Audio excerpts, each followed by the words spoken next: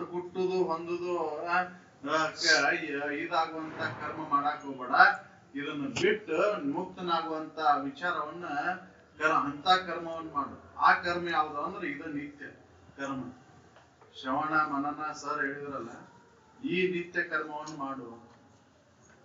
ಯಾಕಂದ್ರೆ ಇದರಿಂದ ನಿನ್ನಲ್ಲಿರುವಂತ ದೋಷಗಳೆಲ್ಲ ಕಳೀತಾವ. ಸಂಶಯಗಳು, ವಿಪರೀತ ಭಾವನೆಗಳು, ಅಸಂಭಾವನೆಗಳು ದೂರ ಆಗ್ತಾವ. ಅದನ್ನ ಮಾಡಕ್ ಪ್ರಯತ್ನ ಮಾಡ್ಬೇಕಾಯ್ತು. ಹಂಗೆ ಮನುಷ್ಯ ಜನ್ಮ ಬಂದೈತಿ, ಬಂದದನ್ನ ವ್ಯರ್ಥ ಮಾಡ್ಕೋಬಾರ್ದಲ್ಲ. ಯಾವಾಗ ಮತ್ ಏನಾಗಿ ಹುಡ್ತೇವು ಹೇಳಕ್ ಬರುದಿಲ್ಲ. ಈಗ ಈ ಆಚರಣೆ ಸತ್ಯದಿಂದ ಇಲ್ಲ ಅಂದ್ರೆ ಏನಾಗಿ ಹುಡ್ತೇವು ಹೇಳಕ್ ಬರುದಿಲ್ಲ. ಯಾಕಂದ್ರೆ ಯಮನ ಭಟ್ರ ಕರ್ನಾರ ಸಮಯ ಯಾವ್ದು ನಿಮ್ ಸುಮ್ನ ಬಿಡ್ತಾರ ಅವ್ರ ಮರವೆ ಚಿತ್ರಗುಪ್ತರಿಗೆ. ನಿಮ್ ಚಿತ್ತಕ್ಕೆ ಏನಾರ ಮರಿವೆ ಆಗೈತಿನ?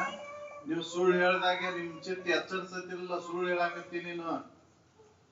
ಸರ್ ಹೇಳಿದಾಗ ಇನ್ನೊಂದು ನಿಮ್ದ ಅಲ್ಲಿ ಏನ್ ಹೇಳ್ತಿರ್ತೈತಿ ಅಲ್ಲಿ ಎಲ್ಲಾ ಬರ್ದಿಟ್ಟಿರ್ತೈತಿ. ಅಲ್ಲಿ ನೀವ್ ಏನ್ ಮಾಡಿರಿ ಅನ್ನೋದನ್ನ ಅಲ್ಲಿ ದಾಖಲಾಗಿರ್ತೈತಿ.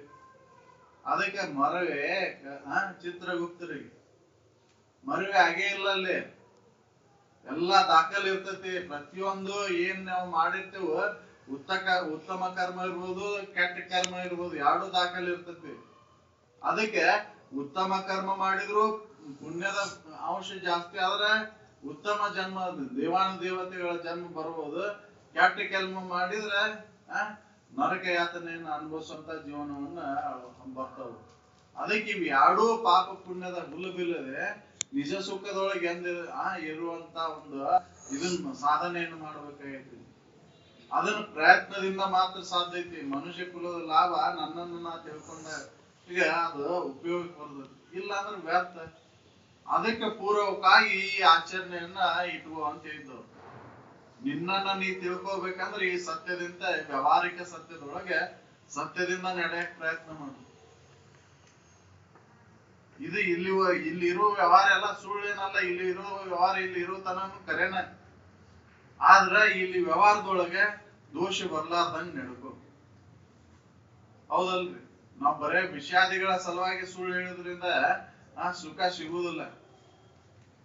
ಆ ವಿಷಾದಿಗಳು ಎಂದೂ ಸುಖ ಕೊಟ್ಟಿಲ್ಲ. ಯಾಕಂದ್ರೆ ವಿಷಾದಿಗಳು ವಿಷ ಸಮಾನ ಅದಾವು ಅಂತ ಹೇಳಿದ್ರು.